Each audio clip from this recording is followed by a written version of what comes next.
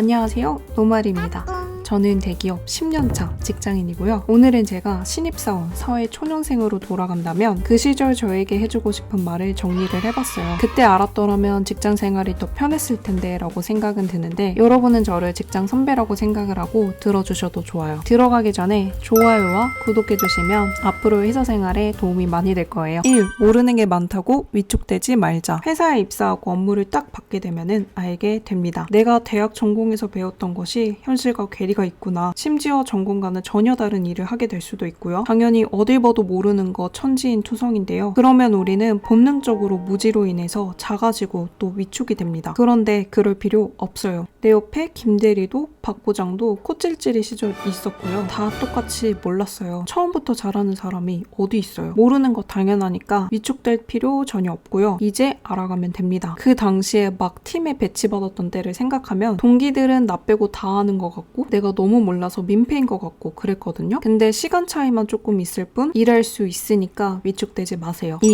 시간이 해결해준다. 처음 보는 사람들, 처음 보는 환경에 대한 압박도 진짜 큰데요. 그때는 시간이 빨리 후루룩 가서 내가 다 적응이 된 상태에서 시작하면 좋겠다라고 생각을 했었어요. 그런데 여러분, 이러니 저러니 해도 결국 시간이 해결해주긴 하더라고요. 사람이 진짜 적응의 동물인 게 첫날이 어렵지 둘째 날은 그 전날보다 훨씬 낫고요. 그렇게 일주일, 한 달이 지나가고 처음에 대한 압박은 온데간데 없더라고요. 3. 교육의 기회를 귀하게 여기자. 특히 신입 시절에는 교육받을 기회가 진짜 많은 편이거든요. 대기업은 회사 내 자체적인 교육 코스가 진짜 많은데 실무자들이 사내 강사 교육을 많이 해주고요. 그러지 않고도 외부 교육이나 세미나, 온라인 강의를 골라서 들을 수가 있고 하다못해 선배들에게 당당하게 교육을 받을 수가 있죠. 근데 이게 진짜 귀한 시간이라는 걸 아셨으면 좋겠어요. 나중에 연차가 쌓여서 교육을 듣는다? 그럼 내가 그 관련된 업무를 해야 되거나 아니면 결과물을 뭔가를 내야 되거나 그런 걸로 직결이 되거든요. 그래서 부담 없이 교육을 들을 수 있는 특권을 가졌다고 생각을 하시고 많이 듣고 흡수를 해두시기 바랍니다. 4. 메모를 똑똑하게 하자. 아직도 생각이 나는데요. 제가 신입일 때 팀회의에 들어가면 팀원들이 돌아가면서 지금 하고 있는 업무에 대해서 브리핑을 했거든요. 그러면 저는 거기에서 한 90%는 못 알아들었어요. 모르는 단어가 너무 많으니까 문장 하나하나가 이해가 안 되는 거예요. 일단 들리는 단어 위주로 노트에 끄적거리긴 했는데 별로 도움이 안 되더라고요. 그래서 저는 초년생 때부터 똑똑한 메모 습관 기르는 걸 추천을 해드리고요. 종이노트나 노션, 기본 메모장 등 나에게 맞는 툴을 정착하시고 기록을 쌓아가시면 나중에 큰 자산이 됩니다. 5. 회사에서 포지션을 잡자. 초반에 잡힌 이미지나 포지션은 잘 안 바뀌거든요. 그래서 내가 되고 싶은 이미지를 생각하고 그거를 고수를 해야 합니다. 쉽게 예를 들어서 술자리를 안 가는 포지션을 가진 사람에게는 가자는 말을 안 하고 안 가도 그러려니 하죠. 일할 때의 포지션으로 예를 들어볼게요. 무뚝뚝하지만 할 일을 다 끝내는 사람, 사교성이 좋아서 같이 일하면 편한 사람 등 포지션을 잡아요. 그러면 어떻게 되는지 아세요? 그거에 맞는 일이 배치되기도 합니다. 사무 업무는 잘하는데 사람 대하는 거를 잘 못하는 친구라면 리더가 사람이랑 부딪히는 일을 최대한 줄여서 일을 배정하기도 합니다. 6. 나이차 많이 나는 선배를 어렵게 생각하지 말자. 유독 나이차 많이 나는 사람들을 어려워하시는 분들이 계실 건데요. 이분들도 누군가에게는 형이고 언니고 아빠이고 엄마입니다. 안 올 것 같지만 여러분도 다 그 나이 됩니다. 같이 있기 어색하다라고 하면은 주말에 주로 뭐 하시는지 그 취미생활은 재미가 있는지 등 가벼운 스몰 토크로 풀어가시면 됩니다. 7. 잔머리 굴리지 말기. 쉬운 길로만 가려고 하는 거 웬만하면 이 시기에는 하지 마세요. 요령 비우고 잔머리 굴리고 쉬운 것만 골라서 하려고 하는 거 이거 선배들 눈에는 다 보이거든요. 효율적으로 일하는 거랑 헷갈리시면 안 되는 게 잔머리를 굴리는 건 태도의 문제라서 대충이라는 자세가 깔려 있어요. 지금은 일의 정석을 익혀야 할 때입니다. 8. 도움이 되는 노가다 업무. 내가 이러려고 회사 들어왔나? 이거는 초등학생도 하겠는데 라고 생각되는 노가다성 업무를 초기에 많이 하실 거예요. 반대로 생각을 해보면 당장의 신입에게 책임이 막중한 중요한 업무를 맡길 수는 없잖아요. 일 주는 사람도 어쩔 수가 없는 거예요. 근데 이거 너무 싫어하기만 하지 말고 내가 하는 이 업무가 어떻게 활용이 되는지를 보세요. 예를 들어서 내가 몇천 개의 데이터를 까서 보는 노가다 정리하던 업무를 했어요. 이 정리된 데이터를 가지고 사수는 보고서를 씁니다. 그럼 내가 그 고생해서 정리한 데이터가 어떻게 의미 있게 쓰이는지를 보세요. 그리고 적어도 내가 노가다한 업무 내용에 대해서는 모르는 게 없다라고 하면은 그때부터 점차 자연스럽게 업무 범위가 확장이 됩니다.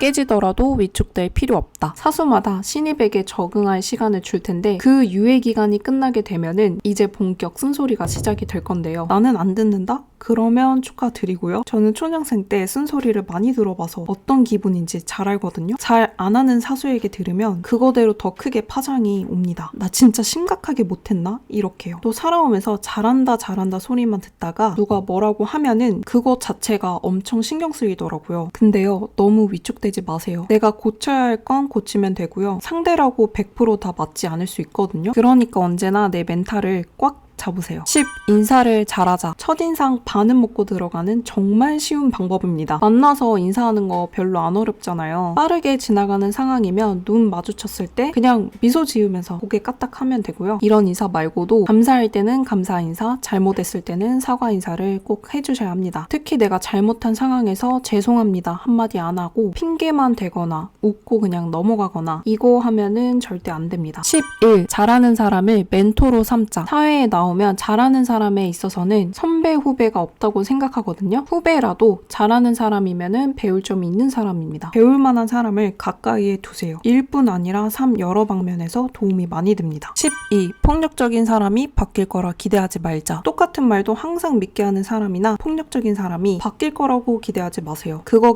기대하기보다는 내가 무시하는 편이 훨씬 빠른 길입니다. 사람 성격 잘 안 바뀌고 그것도 신입인 내가 말한다고 해서 먹힐 일이 아니죠. 근데요, 전 그 사람 때문에 힘들다고 하면은 여기에서 참는 것만이 답이 아니고 언제든 나갈 수 있다라는 열린 생각도 하세요. 그 사람 때문에 여러분의 삶이 무너질 정도로 절대 괴로워하지 마세요. 13. 상사랑 친해지는 방법. 상사나 팀장님이 어려운 사람이 있죠. 원래 가까워지기 어려운 타입이라고 하면은 어쩔 수 없지만 그냥 무슨 말을 해야 될지 모르겠고 같이 있기 어색하고 그런 정도라면 제가 해결 방법을 드릴게요. 진짜 순수한 마음으로 상사가 잘하는 거를 칭찬을 해주세요. 아부가 아니고 구체적으로 어떤 잘한 거를 꼬집어서 잘한다고 하고 어떻게 하는지 나도 알고 싶다라고 솔직하게 말해보세요. 보통은 상사가 부끄러워하면서도 되게 기분 좋게 알려주려고 할 거예요. 위로 올라갈수록 칭찬 들을 일이 적어지다 보니까 이런 칭찬을 좋아하세요. 관심도 마찬가지인데 주말에 뭐 하셨어요? 라는 이런 가벼운 질문들 있잖아요. 어렵지 않게 대화할 수 있는 것들로 부담이 안 되는 선에서 이어가면 좋더라고요. 14. 막내가 이쁨 받는 방법. 식당 예약하기, 워크샵, 체육대회 준비하기, 커피 사오기 등 내가 하기에 너무 귀찮은데 누가 해주면 너무 고마운 일들 있잖아요. 이런 일을 왜 막내가 해야 돼? 라고 반감을 가질 수 있는데요. 절대 필수라고는 말 안 할 거예요. 근데 하면은 당연히 예쁨 받습니다. 사회생활 일부라고 생각을 하면은 이런 일 하면서 팀 사람들이랑 친해지기도 쉽습니다. 15. 회사에서 미는 거 잘할수록 좋다. 회사에서 밀고 있는 제품, 서비스, 기술, 업무 툴, 비전이 있잖아요. 보통은 대표가 강조를 하고 그게 리더들을 타고 전달이 되는데요. 밀고 있는 거는 잘 알수록 유리할 때가 많습니다. 예를 들면 요즘 회사가 AI를 강력하게 도입하기를 원해요. 그럼 남들보다 조금 더 빨리 그 기술을 익혀두면 많이 알지 않더라도 눈에 띄게 되고요. 회사가 새로 출시한 서비스도 먼저 관심 있게 써보면 이게 또 도움이 될 날이 옵니다. 16.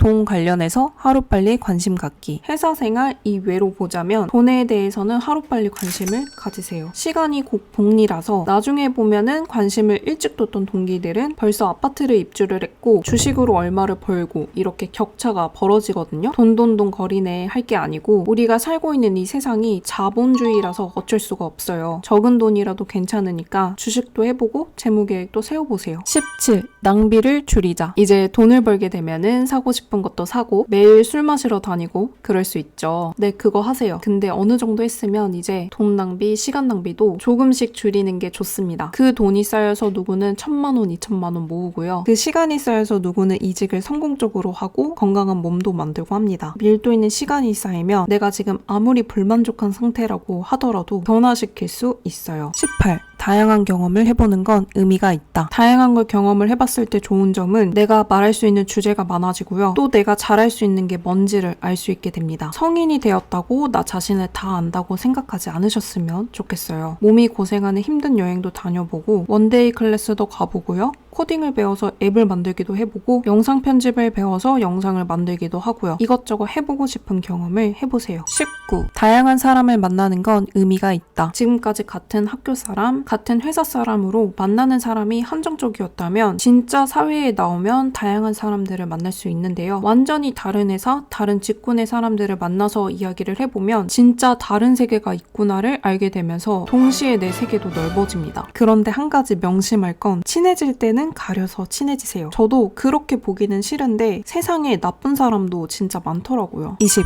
꾸준히 하는 운동 하나 만들기. 20대에 만들어 놓은 체력이 평생 간다는 말이 있더라고요. 나이가 들수록 체력을 끌어올리기보다는 만들어 놓은 체력을 소진하면서 사는 느낌이거든요. 마치 배터리를 풀충을 해도 그 용량까지인 것처럼요. 그리고 어렸을 때는 체감을 잘 못하는데 오래 일할 수 있게 하고 컨디션 좋게 일할 수 있게 만드는 거는 바로 체력입니다. 체력이 안 좋으면 일을 하고 싶어도 오래 못해요. 이거는 진짜로. 여기까지 오늘은 신입사원, 사회 초년생들에게 해주고 싶은 말들을 정리를 해봤습니다. 직장 선배라고 생각을 하고 궁금한 건 댓글 남겨주세요. 그럼 다음에 또 봐요. 안녕.